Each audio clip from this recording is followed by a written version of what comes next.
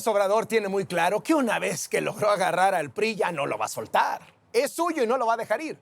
Eso de presionar al dirigente priista Alito Moreno a punta de odioescándalos y amenazas de investigaciones judiciales resultó muy útil a la hora de conseguir que se aprobara la reforma para hipermilitarizar el país.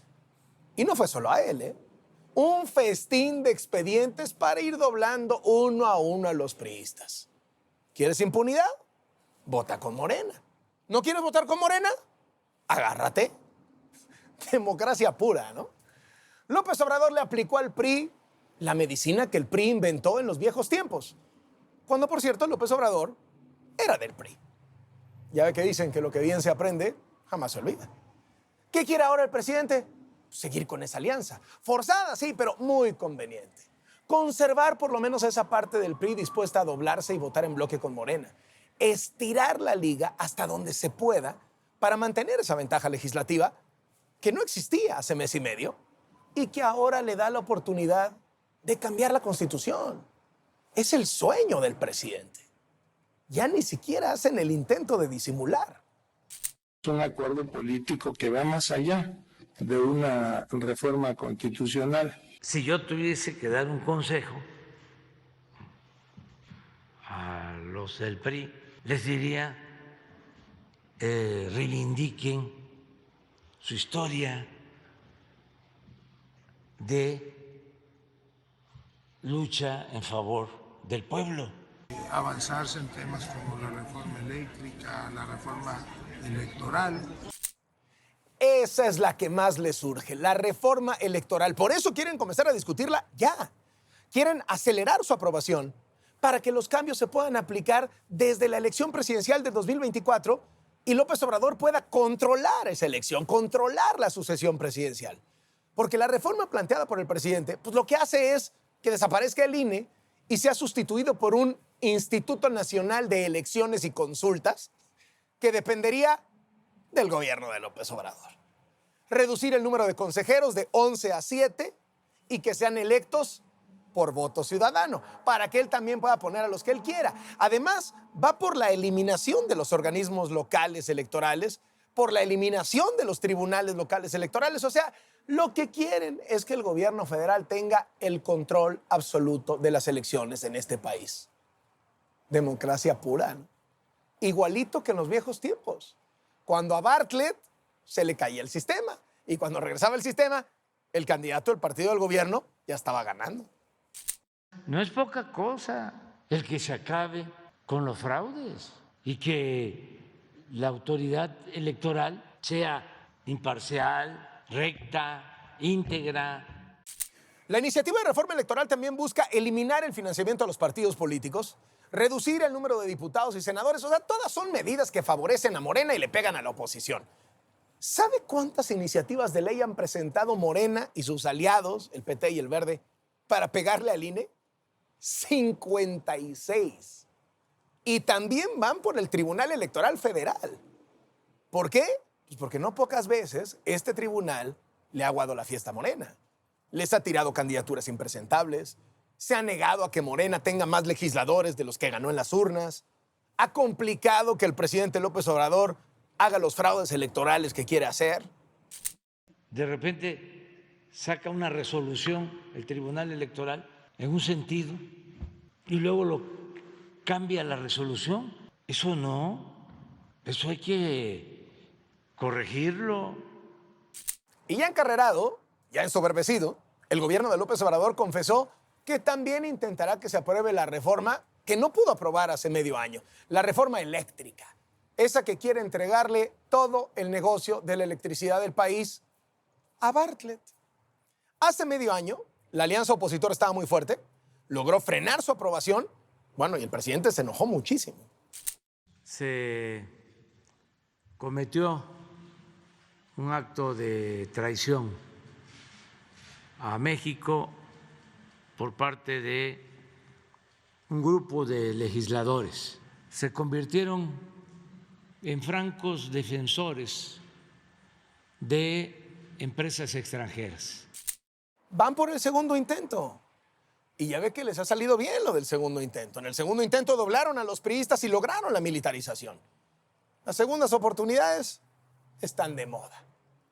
Y no crea que Morena y el gobierno solo se van a conformar con la reforma electoral, con la reforma eléctrica. No, ya que tienen al PRI de su lado, van por todo. La tirada es que el presidente acumule, controle, tenga absolutamente todo el poder y que cualquiera que se le ponga enfrente sea aniquilado. Quiere prohibir a la Suprema Corte invalidar o interpretar preceptos de la Constitución. Para eso se inventó la Corte. Bueno, la quieren dejar de florero. Quieren quitarle fuerza al presidente de la Cámara de Diputados. Sobre todo, pues porque ahorita es de oposición. No aspiramos a una dictadura, queremos una auténtica división de poderes. Este gobierno ya lleva 26 reformas con cerca de 60 artículos de la Constitución modificados. Y si usted revisa, verá que varios de los cambios, curiosamente, le cayeron como anillo al dedo al presidente. La reforma sobre política social, de lo que más presume este gobierno, elevar a rango constitucional las pensiones para adultos mayores, personas con discapacidad, las becas para estudiantes de todos los niveles. El problema es que sabemos que detrás de esto no hay una estrategia para combatir la pobreza de raíz. No. Se trata de repartir dinero para ganar electores. De hecho, la pobreza ha aumentado en el sexenio. Y todos estos programas han sido objeto de escándalos por parte de la Auditoría Superior de la Federación. Y a mí me llena de orgullo representar un gobierno que da, aunque a eso le llamen populismo, paternalismo. En seguridad, la reforma de la Guardia Nacional fue para darle todo el poder al ejército. El ejército es el que manda en el país. Con el bono de que además en el camino, pues dinamitaron la alianza opositora. ¿Y qué me dice de la reforma sobre revocación de mandato, consultas populares? Las promocionan como logros a favor de la participación ciudadana. En realidad traen truco, son a favor del presidente. Decidimos, no hacer una nueva constitución, sino hacer reformas constitucionales de fondo. Bueno, hasta tumbaron en la Constitución la reforma educativa y le entregaron toda la educación del país a la CENTE. ¿Qué tal le salió eso? Bueno, pues para la CENTE muy bien, porque tiene hasta una de sus líderes como secretaria de Educación Pública. ¿Y a qué se ha dedicado la CENTE? A lo de siempre. Secuestrar y quemar camiones, bloquear carreteras, vías del tren. Bueno, incluso han retenido a López Obrador. De eso le ha servido cambiar la Constitución. No puede el presidente de México ser rehén. Yo espero que depongan esa actitud y que no le hagan el juego a la derecha. Morena quiere seguir con su alianza forzada con el PRI. Primor. ¿Y qué dicen el PRI? Pues Alito Moreno y Rubén Moreira juran y perjuran que no hay acuerdos, que no los van a doblar, que no los extorsionaron, que no van a aprobar la reforma electoral del presidente, que van a defender al INE. Pero bueno, ya es costumbre que digan una cosa y voten otra. Ya veremos si se vuelven a doblar. Soy Carlos Loret de Mola. Esto es Latinos.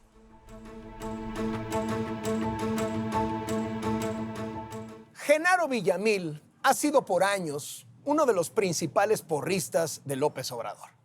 Eso le trajo como recompensa convertirse en el director general del Sistema Público de Radiodifusión, es decir, de toda la televisión y la radio del gobierno.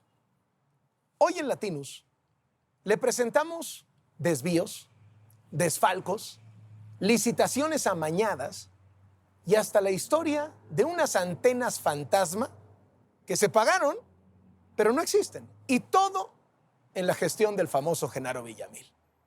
Por cierto, mientras el caos reina en su oficina, él se da sus escapaditas de vacaciones con cargo al presupuesto.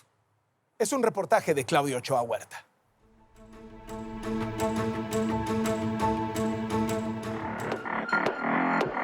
El Sistema Público de Radiodifusión, el SPR, es el organismo del Estado encargado de la transmisión de radio y televisión pública en el país. Sus antenas están distribuidas por toda la República. También coordina al Canal 14, Canal 11, Canal 22 y TV UNAM, entre otros. En la gestión de su director, Genaro Villamil, se otorgaron contratos para construir antenas que no existen. Se simuló competencia en las licitaciones. Se maquillaron estados financieros para brindar impunidad a funcionarios y se realizaron viajes familiares con cargo al erario. Villamil es uno de los más activos propagandistas del presidente Andrés Manuel López Obrador. López Obrador es un líder como no ha habido en México en los últimos 100 años. A pesar de esos medios, gana López Obrador. Cuando llega un presidente con esa fuerza política, que además es un presidente y un político al que públicamente yo he apoyado siempre. Tienes a un presidente de la República que saltó por todas esas intermediaciones, que ganó a pesar de todo eso, que no dio el dinero que le estaban pidiendo.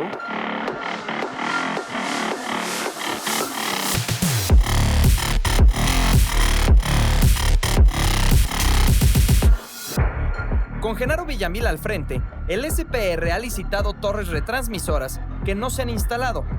En Acapulco, Guerrero, el SPR ha licitado 2 veces la construcción de la misma torre, ha entregado 2 veces el anticipo y las 2 veces la construcción ha quedado inconclusa.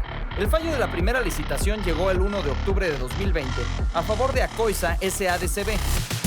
Ganó la partida del contrato por casi 17 millones de pesos. Le dieron 10.200.000 pesos y nunca se construyó la torre. Hubo una segunda licitación. El fallo fue el 11 de octubre de 2021 a favor de ET and Smart Drilling SADCB. Ganó la partida del contrato por más de 13 millones de pesos. Ahí se entregó un anticipo de 30%. ¿Hay torre en Acapulco? No.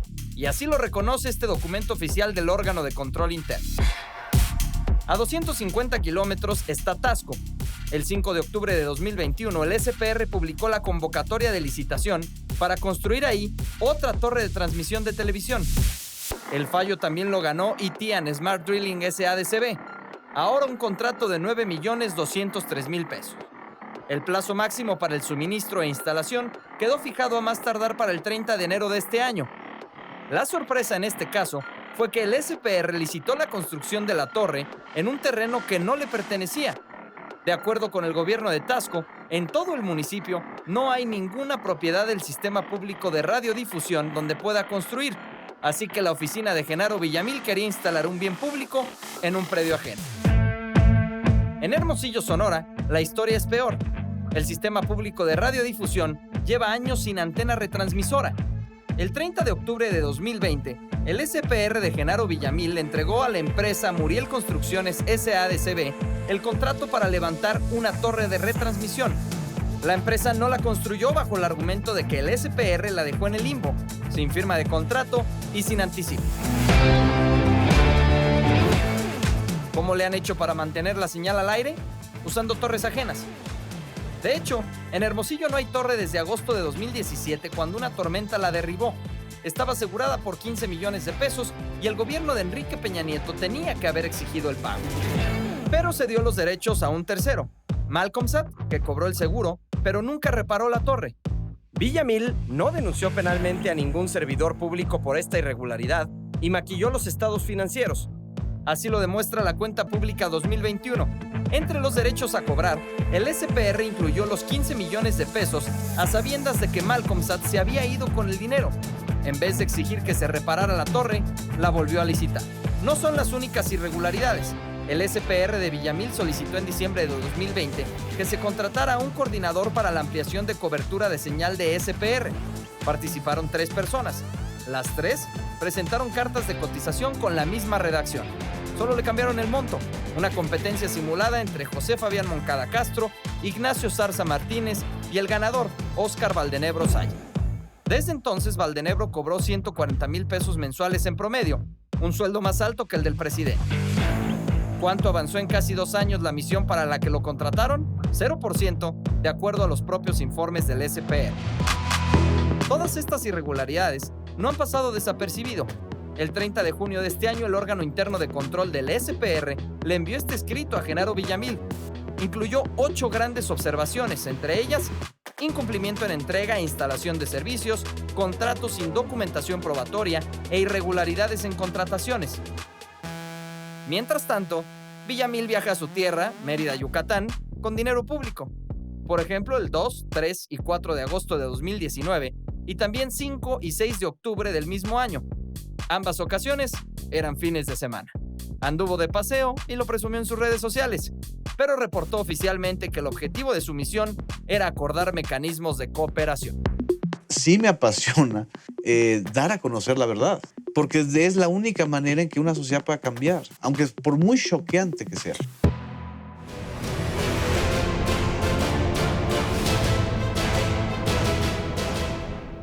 Hoy en Latinus, el gran Enrique Krause. Enrique, muchísimas gracias por aceptar conversar con nosotros. Encantado, mi querido Carlos. Oye, Enrique, el presidente te ha querido encasillar como su antítesis. Estás presentando un nuevo libro, Espinosa en el Parque México, bajo el sello de Tusquets Editores, y en más de 700 páginas no mencionas a López Obrador. ¿Se va a enojar? Es una pregunta rara, ¿no? Porque el libro es un libro autobiográfico que termina en los años 80, no había ninguna razón. Es un libro que habla de mi vida, de mis primeros 35 años, es mi formación intelectual. Habla, sin embargo, de totalitarismos, de mesianismos, Sí, de autoritarismos. sí. ¿Estamos hoy ahí? No.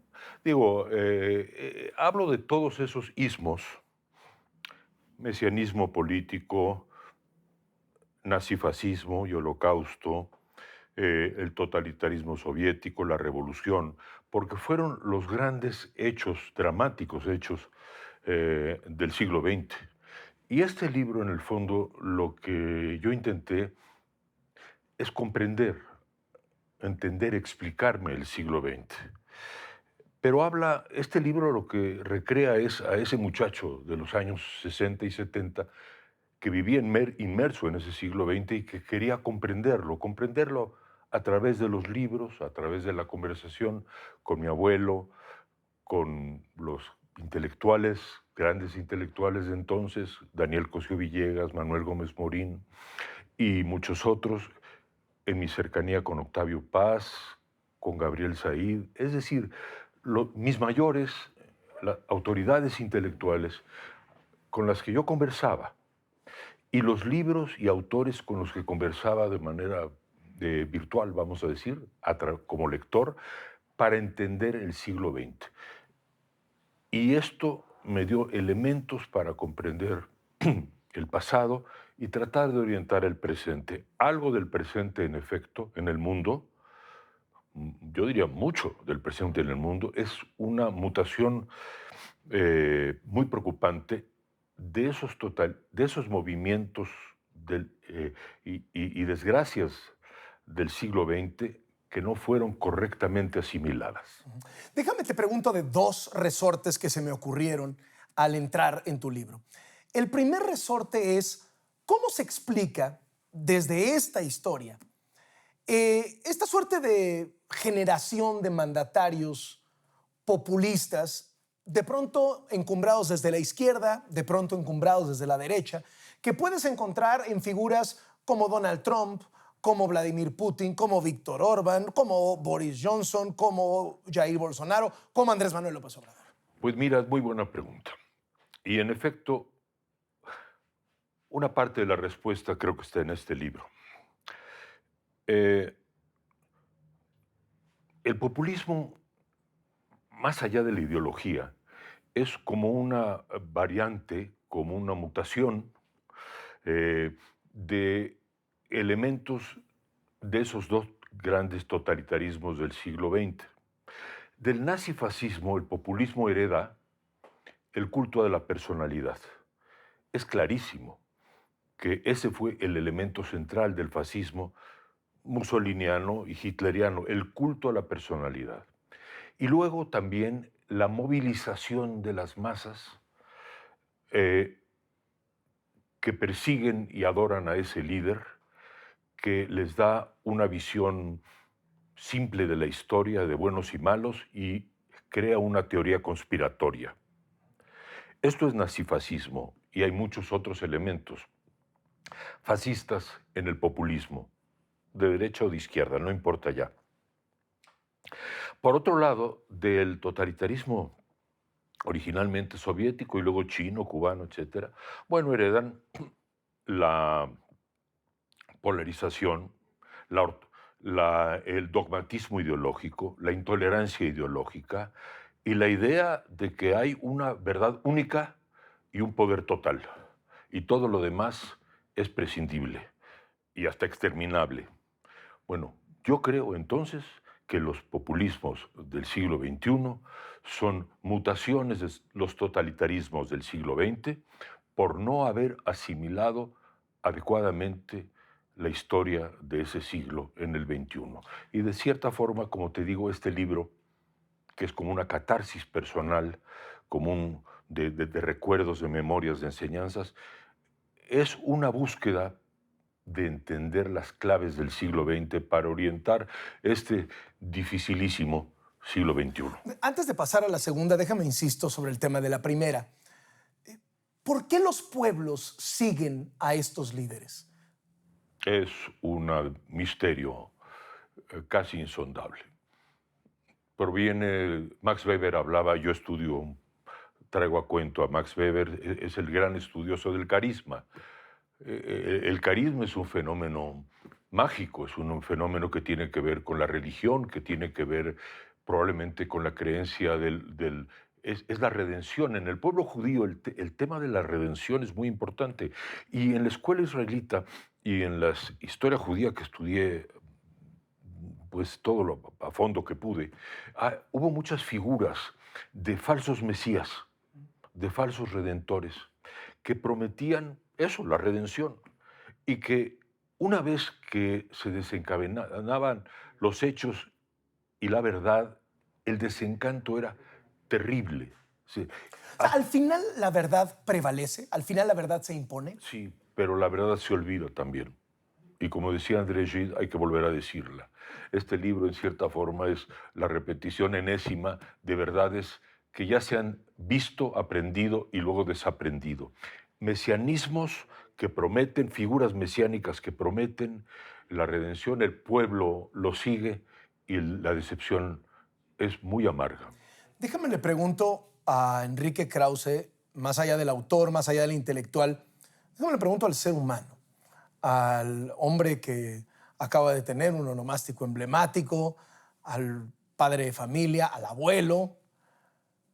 Cuando ves en el siglo XXI ataques con un discurso totalmente fascista que buscan dinamitarte, descalificarte, penetrarte por tu ascendencia judía, ¿te pega eso, Enrique? ¿Te duele?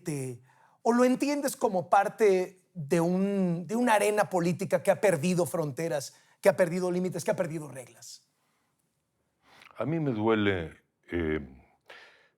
los ataques del poder independiente, no solo a mí, a los periodistas, a los intelectuales, a los científicos, a los hombres de cultura, y no solo en México, sino en todos los populismos, porque creo que son injustos, arteros y que dinamitan la posibilidad central de la tolerancia, que es el valor que antes que nadie ejemplificó y encarnó Baruch Spinoza.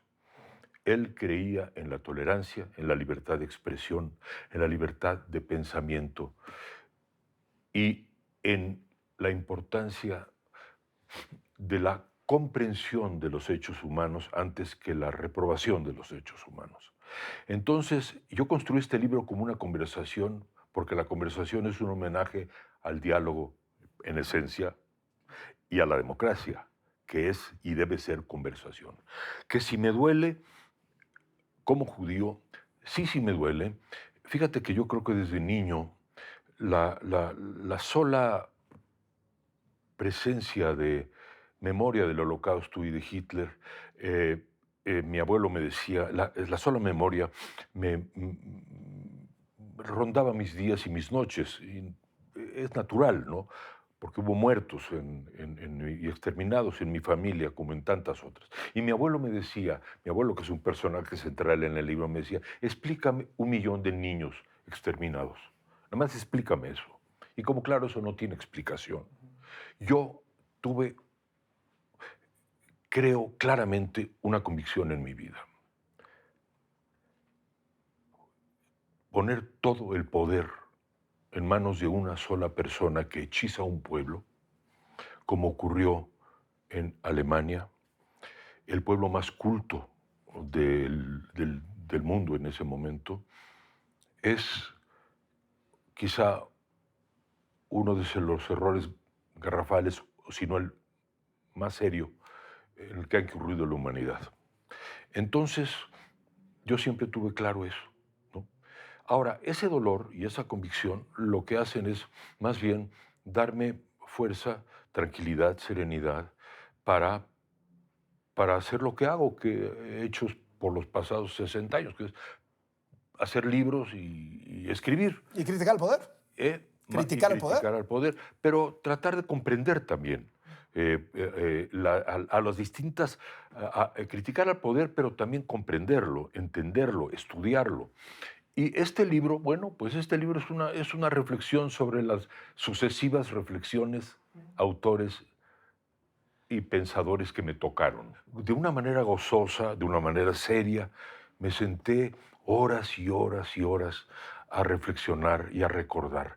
Una especie como de catarsis, un balance de vida a los 75 años, ¿no? De los 70 a los 75 lo escribí. Y por eso los vaivenes de la política son eso, muy dolorosos a veces, sobre todo por lo que significa de destrucción institucional y tantas cosas que ya hemos hablado en tu programa. Sí, claro. Pero en el libro, no, en el libro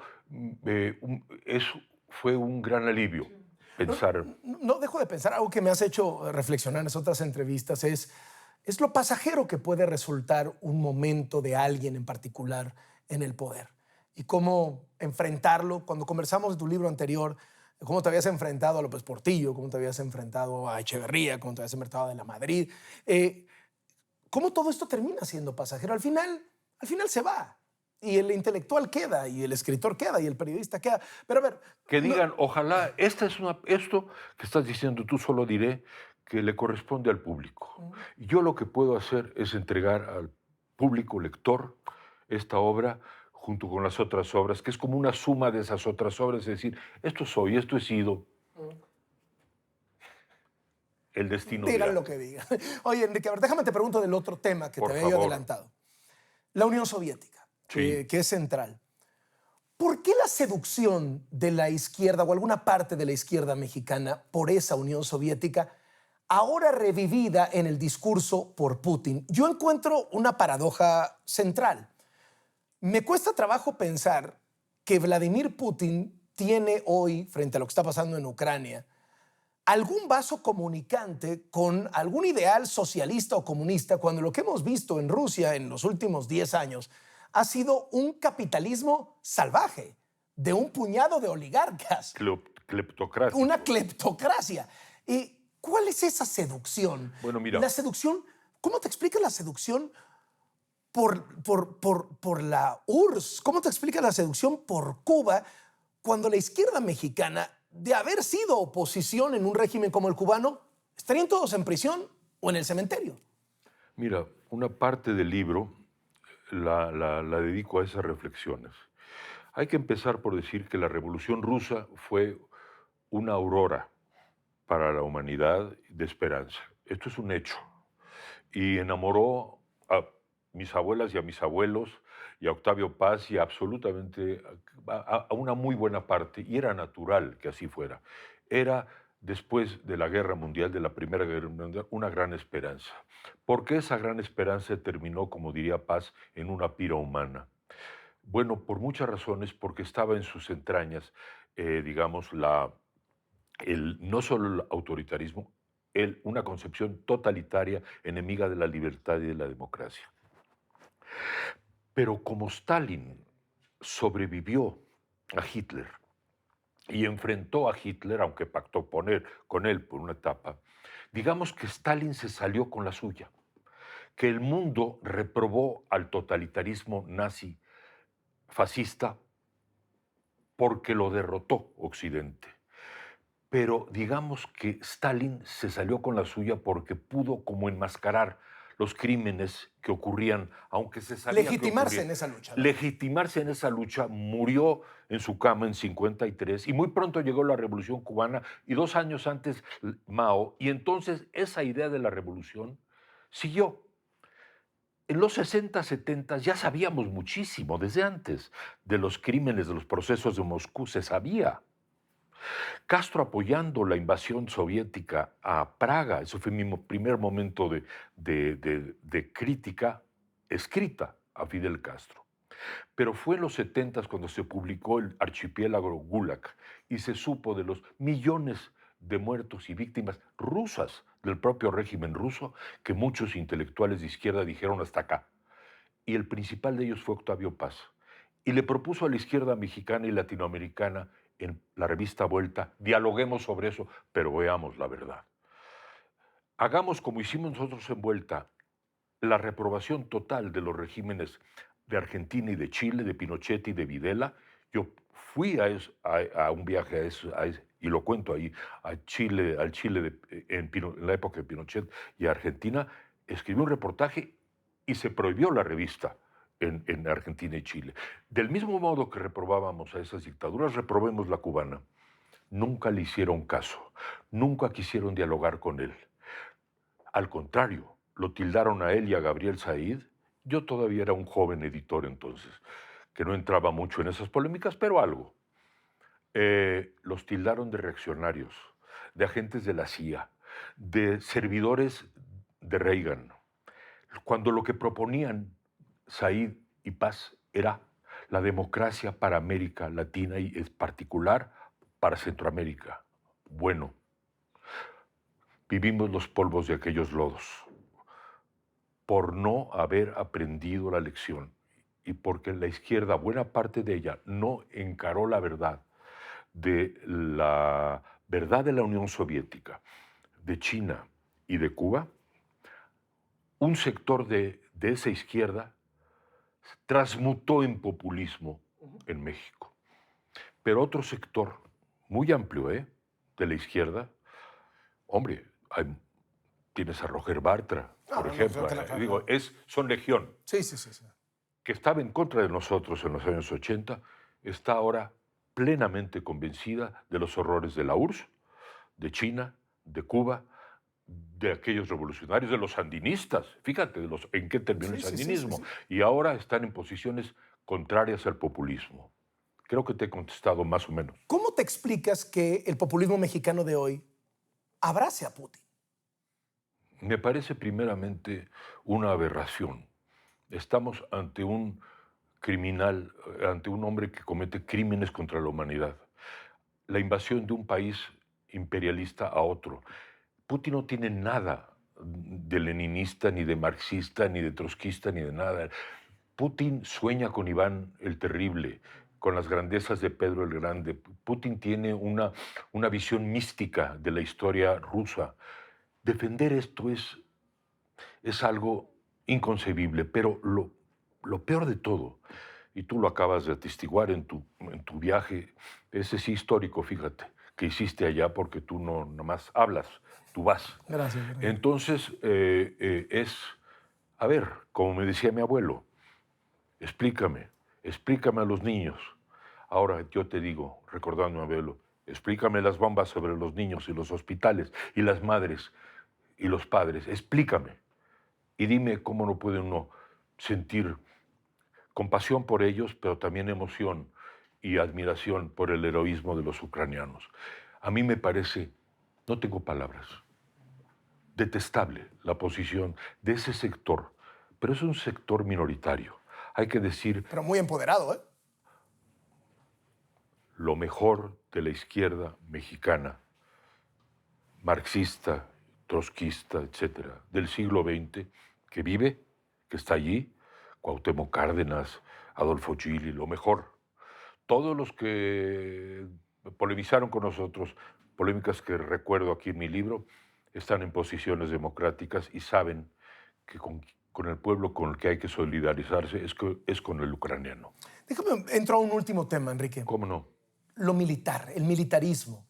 ¿Qué aprendimos del siglo XX? ¿Qué aprendimos de estas conversaciones del militarismo? Y del peligro de avanzar en esa dirección, de entregar al ejército el poder, de que el ejército no sea una herramienta, sino incluso sea quien manda. ¿Qué aprendimos? Bueno, me estás hablando de que a partir de mi libro. Pues no, mira, en mi libro hablo de las 50, 60, 70, son 3 décadas de formación, en las que el tema militar y el militarismo en México no era tema, porque el ejército mexicano tuvo 2 rasgos históricos extraordinarios. Un ejército fundado por Calles, que luego Cárdenas y Ávila Camacho organizan, institucionalizan y incorporan primero al PRI y luego lo sacan del PRI.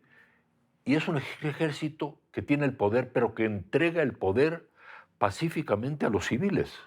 Es un caso absolutamente único en América Latina.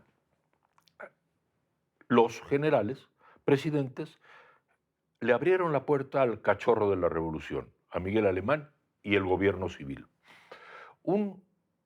Además, un ejército, a diferencia del brasileño, argentino, chileno, leal, institucional, cercano al pueblo.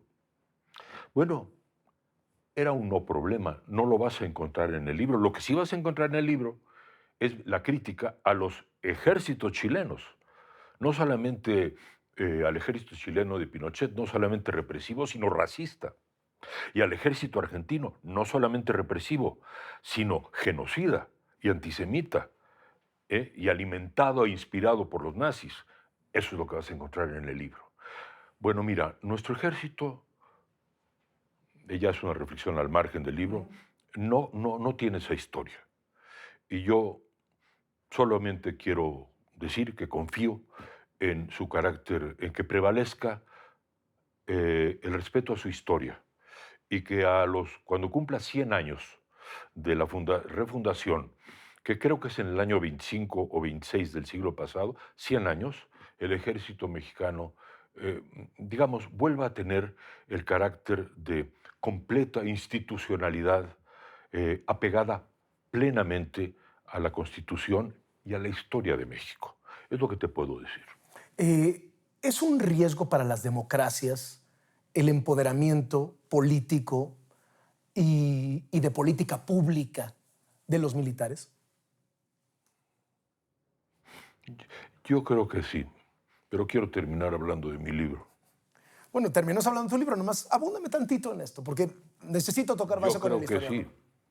Yo creo que sí, y por eso hago votos, porque los votos lleven a una decisión ciudadana que reconsidere el lugar que se le ha dado al ejército, que el ejército vuelva a tener un papel muy importante que debe seguir teniendo, pero que sea la sociedad y el entramado cívico y jurídico de la sociedad el que responda a los gravísimos problemas de violencia y de seguridad que tiene México. Somos los ciudadanos organizados y nuestra tradición y nuestras leyes las que deben de prevalecer, no la presencia militar simbólica o real. No se resuelve esto con el ejército en las calles. Esto se resuelve con una ardua reconstrucción institucional. Terminas el libro en la década de los 80. Sí. Entonces, déjame te hago la última pregunta que trata del libro, pero que no trata del libro. ¿Qué vas a hacer de los 80 al 2022? O sea, son 42 años en que has estado activo, posiblemente has estado en el filete de tu vida intelectual. ¿Eso qué? Fíjate que fue muy grato, en el sentido de agradable y en el sentido de gratitud, que viene de grato porque lo disfruté mucho, recordar, a veces es difícil, ¿verdad? Pero recordar la vida familiar, la vida de la escuela israelita, las raíces judías que siempre me han caracterizado, mis maestros, mi paso por ingeniería, por el Colegio de México, los maestros españoles, el exilio español, la cercanía con Octavio Paz, nuestras batallas, nuestras polémicas, todo ese aprendizaje y sobre todo los libros que leí para orientarme, y la figura central de Spinoza, porque se llama Spinoza en el Parque México, porque con mi abuelo hablaba yo de Spinoza en el Parque México. Ahí vivíamos. Entonces, fue eso muy grato en el sentido de alegría. Pero también es un acto de gratitud con todos ellos, con las figuras tutelares. Tanto las que conocí como las que leí. Es la historia de una formación, de una construcción intelectual. Bueno. ¿Después de los 80 qué? Después de los... Y termina cuando estoy en Inglaterra y después de todas esas lecturas y experiencias, digo, bueno, ¿y qué puedo proponer yo? Y entonces escribí Por una democracia sin adjetivos, muy influido por la historia y la experiencia inglesa y la idea de la libertad de Isaiah Berlin. Y entonces ese ensayo lo publiqué en 83, en 84, lo escribí en 83, y ese fue como no el primero, pero fue mi primera propuesta. Y la izquierda, cierta izquierda muy radical, se lanzó contra el libro No se diga el gobierno, pero otra zona de la izquierda reaccionó bien. Adolfo Gili, que creo que, ojalá y lo mando a saludar si está por ahí, dijo, esta es una modesta utopía, la que proponía yo, y vale la pena ensayarla, una modesta utopía. Yo creo que Cuauhtémoc Cárdenas lo pensó también, y cada vez más gente, y recogía además ideas de Cosío Villegas y de Vasconcelos y de Madero. Era retomar la idea de Madero, de la alternativa liberal y democrática. Bueno, ahí termina mi libro, porque ahí empecé, bueno, ahí me subí al ring, para usar las metáforas pugilísticas que te gustan tanto, ya que tú eres un pugilista del periodismo. Pero, ¿cómo voy a hacer con lo otro? Mira, no lo sé, a lo mejor le escribo en otro tono, en otro momento, pero en este momento, en este instante, lo que estoy es disfrutando del nacimiento del niño, ¿no? Y llevándolo por... Ya escribirás El pugilista en el Parque México. A ver qué tal. El pugilista... No, pues ahora pues, lo quiero llevar tengo presentaciones y cosas así en... América Latina, entiendo que vas, ¿no? Sí, y buscar traducciones y demás. O sea, hay que... A los niños en su cuna hay que cuidarlos, ¿eh? Enrique, enhorabuena por la obra. Y muchísimas gracias por estar con nosotros. Gracias, Carlos. Enrique Krause presenta Spinoza en el Parque México.